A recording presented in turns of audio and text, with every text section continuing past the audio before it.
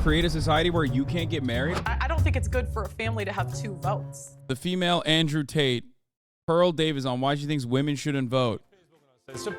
Piers Morgan is back with yet another episode of Uncensored where he takes some of the worst people online to stand next to him to make himself look good in comparison. He is the GOAT at this. This is his bread and his butter. Okay? He does this shit all the time. So here he is, back at it again. Davis has racked up a legion of online followers and plenty of breathless newspaper coverage by sharing her incendiary views. Sorry, I apologize. I said, this is Piers Morgan's bread and butter. But instead, I should have said, this is Piers Morgan's tea and crumpets. Right. Views on modern feminism. The New York Post called her the female Andrew Tate. So she tapped into genuine female pushback to the excesses of wokery, or is she just an attention seeker? We'll find out in a moment. But first, let's take a look at the clip that sent her viral. A lot of people think I'm insane because I don't think women should vote. Everybody thinks I'm crazy for this opinion. If anything, this is probably my most extreme opinion. 90% of women have been on birth control. 1 out of 3 women has had an abortion. 1 out of 3 women has an STD. Average body count is over 5, so that your average wife has slept with over 5 people. 95% of women are not virgins on their wedding days. So I understand the complaint. OK, well, Pearl joins me now alongside political journalist Ava Santini, who was nodding furiously along there to everything she heard. Right, Pearl, you've be called the female Andrew Tate. How do you plead? Well, I take it as a compliment. You know, I'm a fan of Andrew Tate. Of everything he says? It depends what we're talking about. But overall, I think he's got a good message. I think he's good for young. What don't you agree with that Andrew Tate says? That's awesome. They're so brave, dude. I gotta pee. Man. OK, look, you're talking about women predominantly, which is why you've got this big following. And your view is that modern feminism is deeply flawed. I would argue a lot of your proposals, like taking the vote away from women, are deeply regressive. Why would you want to remove, just from yourself, the right to vote? Well, what happened was I had the same view, right? Back when I started, I was like, why? I found out that only 5% of women wanted the right to vote. And I couldn't figure out, like, why would women not? No, it's true. It's true. If you look it up. At the time? At the time. Because they've been conditioned by men to think that they shouldn't have a vote. I mean, that's what they say. But, you know, I started reading their writings, right? And what I found out was that the reason a lot of women advocated for it was because they believed it was the beginning of the breakdown of the family. You know, before you became one in marriage, 85% of people were married. And, you know, I hate to say it, but they were right. What has happened 100 years later? Well, what's that got to do with them having the vote? Well, it also goes back to responsibility. Again, men are 80 to 90% of the military. They run all of the infrastructures that make society run.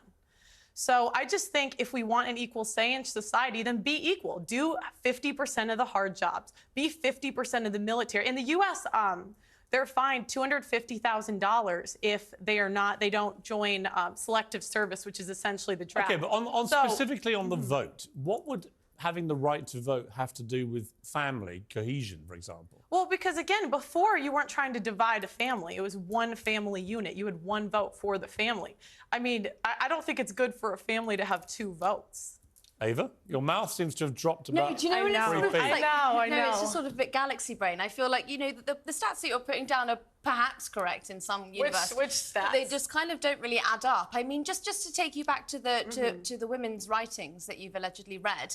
I mean, at allegedly. The time, well, what do you mean allegedly? At the time that you're talking about, you know, women weren't really allowed to write. They weren't allowed to go to school. Yes, they were. Write. Yes, they were. That's incorrect. The first female property owner was in the 1600s. The idea that women couldn't work and couldn't. I'm so sorry, but that would be inherited property. The first female millionaire was in the late 1800s. And was that inherited? No, it wasn't. It was self-made. Yes, it was. Self-made. Yes, it and was. She never inherited land. Yes, she did not and inherit it. What law permitted that? What law?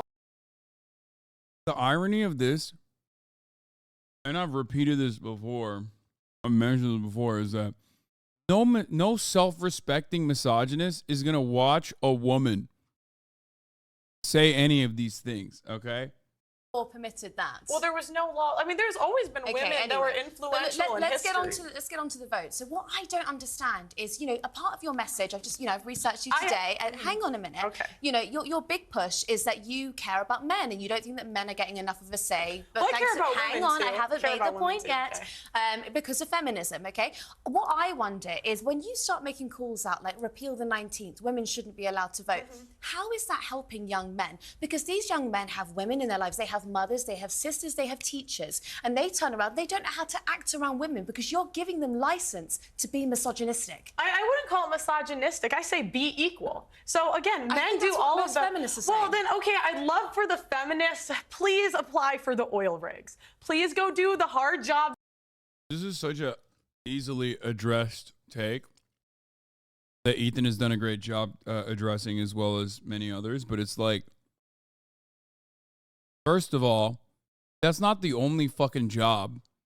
Secondly, a lot of these like menial labor tasks, just not the oil rigs, I guess, but plenty of others that don't go fucking viral on Twitter, like distribution facility jobs, right?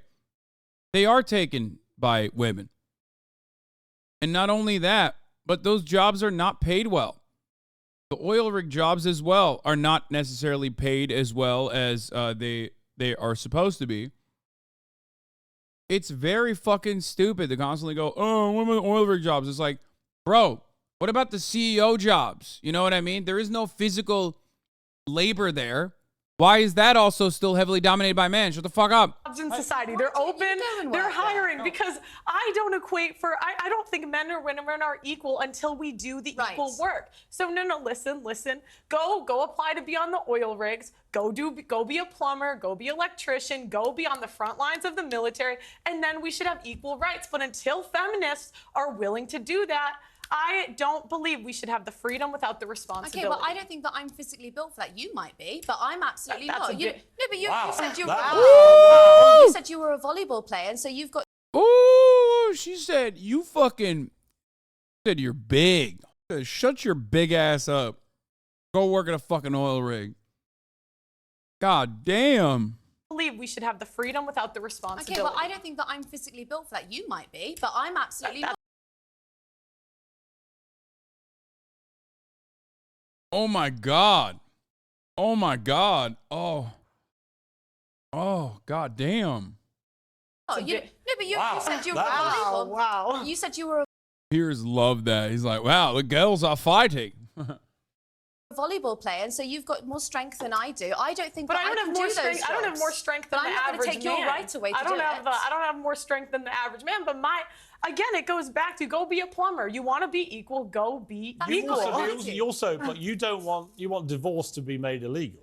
Yes. Why? Yes, because I don't think what we have today is really marriage. What is marriage? It's for better or for worse, for richer or for poor, in sickness and in health, till death do us part. That's what marriage is supposed to be. But feminists have ruined marriage for the people that actually believe in marriage. How? When there's a 50% divorce rate and the average.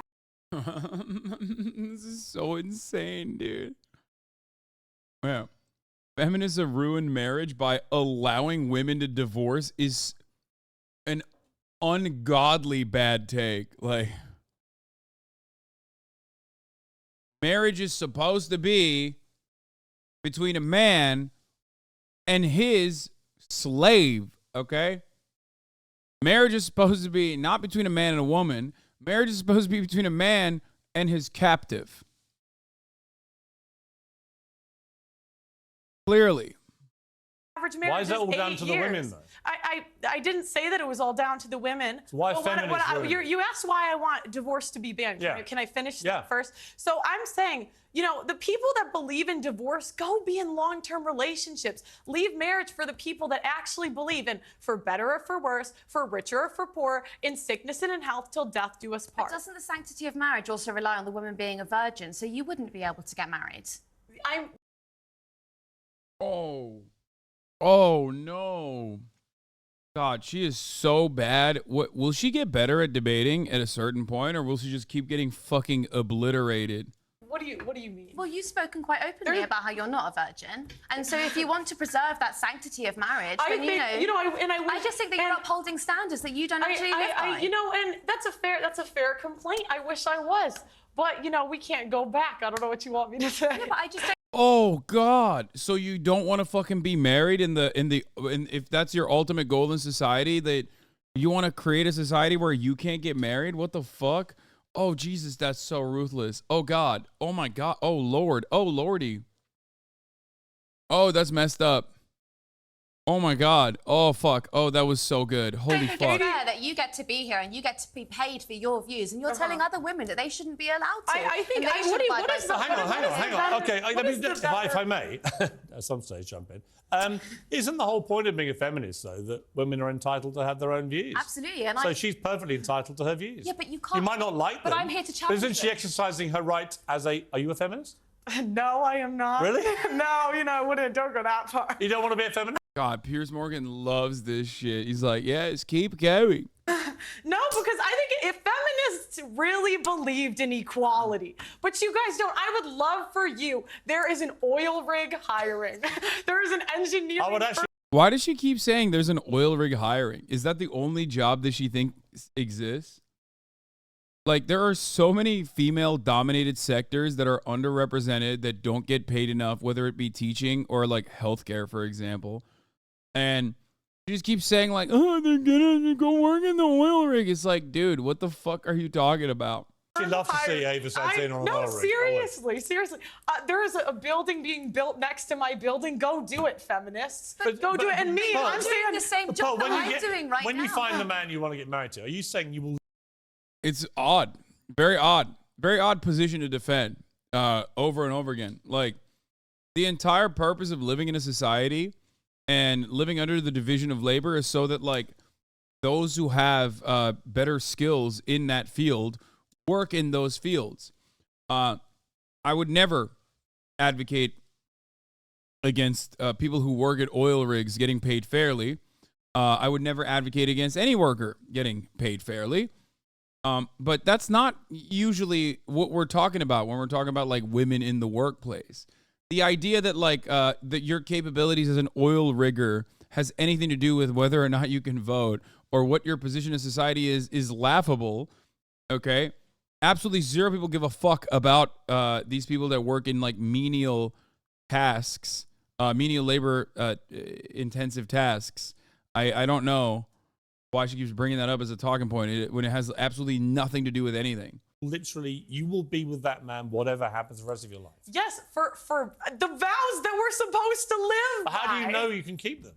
I mean, I think it's a choice. And that's the thing, like, women are so willing to leave marriages because they're not happy. This is not about happiness. The most important thing is the children. And the problem is we have a modern society where it's me, my feelings, leave when I feel like it, instead of doing what's best for the kids. Ava, I've got to say, it's a little bit listening to Andrew Tate, where some of it I really don't agree with. I don't agree with the vote stuff.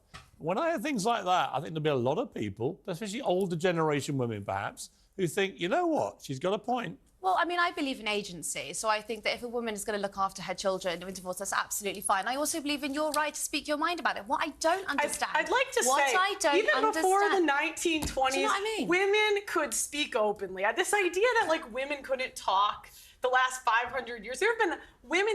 Dude, what the fuck is she saying? Like, women had it so much better when they had zero autonomy is an incredible take. I love that. Yeah. The American state... Fuck it, just make shit up. Who's going to fact check you?